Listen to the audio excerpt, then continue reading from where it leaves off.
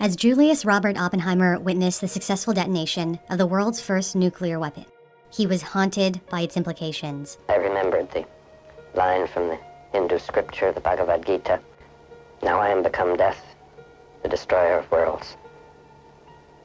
I suppose we all thought that, one way or another. Oppenheimer was a man of many talents. He spoke 8 languages, wrote poetry, yet he will forever be remembered as the father of the atomic bomb. The man who gave people the power to destroy themselves was haunted by his own creation. Former colleague once said, "The man was unbelievable. He always gave you the right answer before you formulated the question." Knowledge came easy to Oppenheimer. He learned Dutch in 6 weeks, just so he could give a lecture while on a visit to the Netherlands. He was born in New York on April 22, 1904, the older son of German Jewish immigrants. His father, Julius, was a textile importer who became very wealthy.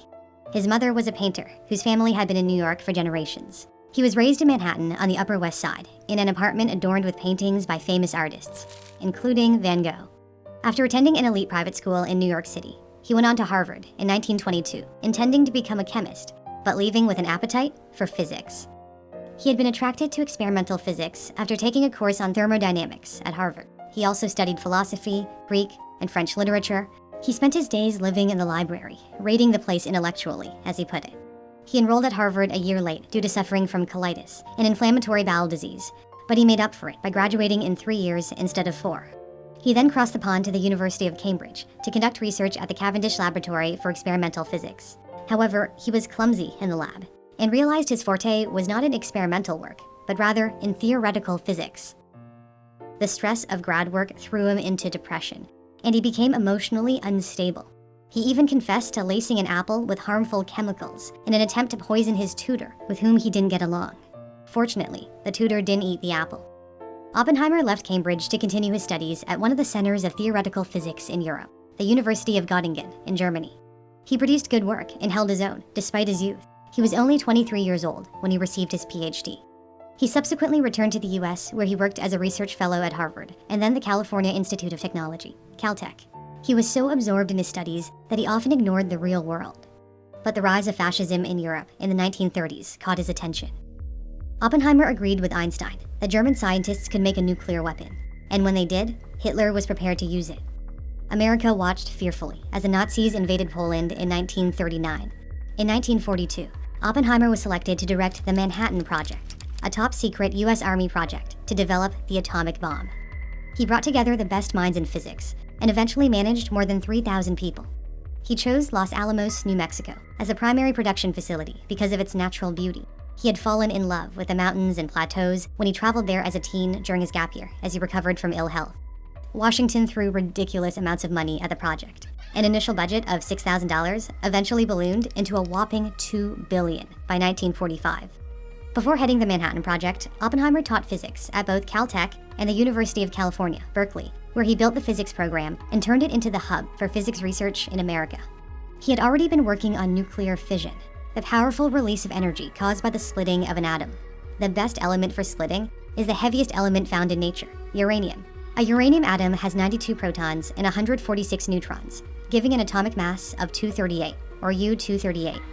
A small portion of uranium that's mined has the same 92 protons. However, it only has 143 neutrons, giving us U-235.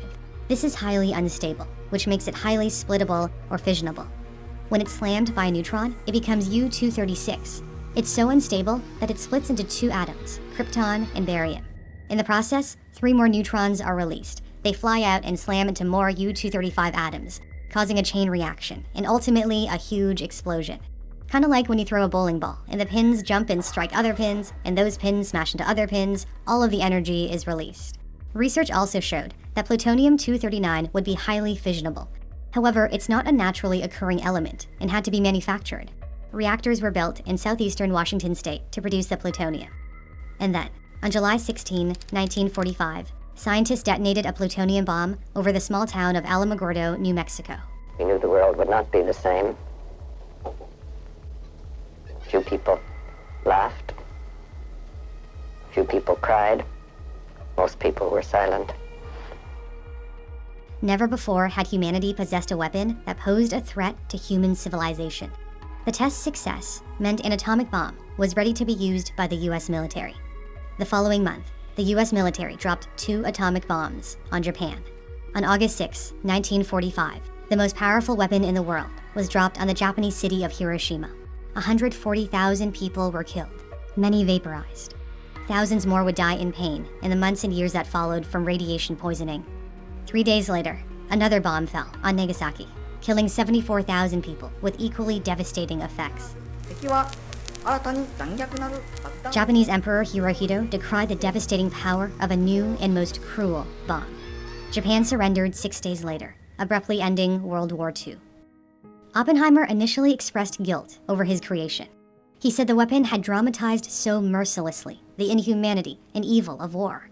He continued, in some sort of crude sense, which no vulgarity, no humor, no overstatements can quite extinguish. The physicists have known sin, and this is a knowledge which they cannot lose.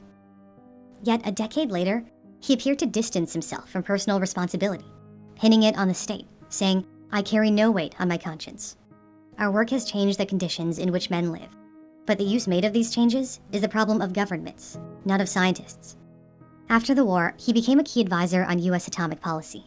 He headed the principal advisory committee of the successor to the Manhattan Project, the Atomic Energy Commission. The commission was a civilian agency in control of nuclear research and the development of nuclear weapons. He even had a desk in the president's executive offices across the street from the White House. But then things began to turn against Oppenheimer. In December 1953, President Dwight Eisenhower ordered that a blank wall be placed between Dr. Oppenheimer and any secret data. Oppenheimer was suspected of being a communist spy. He argued he was never interested in politics and economics. He apparently wasn't even aware of the stock market crash of 1929 until after the fact. However, he started connecting with left-leaning groups in the 30s and 40s after falling for Jean Tatlock. In 1936, friends introduced Oppenheimer to the grad student who was studying psychology at Stanford. Tatlock was extremely involved with politics. She was a member of the Communist Party of America and supported many left-leaning causes. Oppenheimer inherited hundreds of thousands of dollars after his father's death in the 30s and began supporting left-wing efforts, such as the Loyalists in the Spanish Civil War. They had a passionate relationship and were together for several years, coming close to marriage, but ultimately broke up. He went on to marry Kitty Punning in 1940. She was a Berkeley student and was at one time a Communist Party member. They had 2 children together. He still continued to see his former love and spent a night with Tatlock while working on the secret bomb project in 1943. Tatlock told him she still loved him. He never saw her again. She was a complicated person and is said to have struggled with her sexuality. She also suffered from intense depression and would take her own life in 1944. Perhaps it was Tatlock's love of the English poet John Donne that compelled Oppenheimer to name the first test of the atomic bomb Trinity, inspired by Donne's sonnet about a 3-personed God. The FBI saw no reason to revoke his security clearance when they conducted an investigation in 1944. However, the onset of the Cold War brought renewed scrutiny. The Soviet Union conducted its first nuclear test in 1949, ahead of America's estimates. People within the government were suspicious of Oppenheimer. William Liskin Borden, executive director of the United States Congress Joint Committee on Atomic Energy, had sent a letter to FBI Director J. Edgar Hoover, concluding, more probably than not, J. Robert Oppenheimer is an agent of the Soviet Union. He didn't back up his claim with any solid evidence. Borden was close to the chairman of the Atomic Energy Commission, Lewis Strauss, who hated Oppenheimer. The two butted heads, and Strauss never forgot when Oppenheimer humiliated him at a congressional hearing years earlier. In 1954, Oppenheimer was called before a tribunal of the Atomic Energy Commission to explain his communist affiliations. It was a closed-door hearing that lasted 4 weeks. Oppenheimer maintained that he had not been radicalized by his ex-partner, and said his left-wing friends and associations simply gave him a sense of companionship, nothing more. He had never been a Communist Party member himself. 3 board members heard his case. By a vote of 2 to 1, they stripped him of his security clearance. The guy who delivered the verdict was none other than Strauss, who hated him. Oppenheimer was humiliated. The once powerful scientist lost all his power. The US government no longer trusted the US government's top atomic physicist. His scientific peers were outraged. Einstein quipped that the AEC, an Atomic Energy Commission, actually stood for Atomic Extermination Conspiracy. Werner von Braun, the chief architect of the Saturn V that got us to the moon, declared, in England, Oppenheimer would have been knighted. Was pleased with the outcome. Hungarian physicist Edward Teller resented the fact that Oppenheimer resisted working on the hydrogen bomb, which is the more advanced version of an atomic bomb. When President Truman approached the commission in 1949 about building a hydrogen bomb, Oppenheimer opposed it, to the anger of Teller. The US pressed ahead with developing a thermonuclear weapon anyway, and tested it in 1952 on the Marshall Islands. The H-bomb became Teller's baby. During the Oppenheimer hearing, Teller testified, "I would feel personally more secure if public matters would rest in other hands." For his testimony, Teller was shunned by the scientific community for many years. Today, hundreds of declassified pages from the secret hearings have revealed Oppenheimer was not disloyal. The US Department of Energy concludes it proved impossible to link his lack of enthusiasm for the hydrogen bomb with suspicions of his disloyalty. Producing another weapon with the potential to be 1,000 times more powerful than the atomic bomb was unfathomable to Oppenheimer. He felt the hydrogen bomb was unnecessary and immoral, fearing its use against civilians. He had used his position on the Atomic Energy Commission to lobby for international control of nuclear weapons, to avoid a nuclear arms race with the Soviet Union. With his security clearance revoked, he settled in Princeton, New Jersey, where he still ran the Institute for Advanced Study, a research facility for postdoctoral fellows. He lived quietly until President John F. Kennedy invited him to the White House dinner of Nobel Prize winners in 1962. Oppenheimer never won a Nobel Prize himself, though he was nominated for the prize in physics 3 times. When the Kennedy administration offered him a new trial to potentially get his security clearance back, he declined. Further evidence that the government was warming up to him came in 1963, when President Johnson awarded him one of the highest scientific honors bestowed by a president, the Fermi Award, which comes with $50,000 tax-free. In response, Oppenheimer said, "I think it is just possible, Mr. President, that it has taken some charity and some courage for you to make this award today." 2 years later, in 1965, Oppenheimer was diagnosed with throat cancer. He had been a notorious chain smoker all his life. The New York Times once described him as thin as the wisps from his chain-smoked cigarettes or pipes. On February 18, 1967, he died at his home in Princeton. He was 62 years old.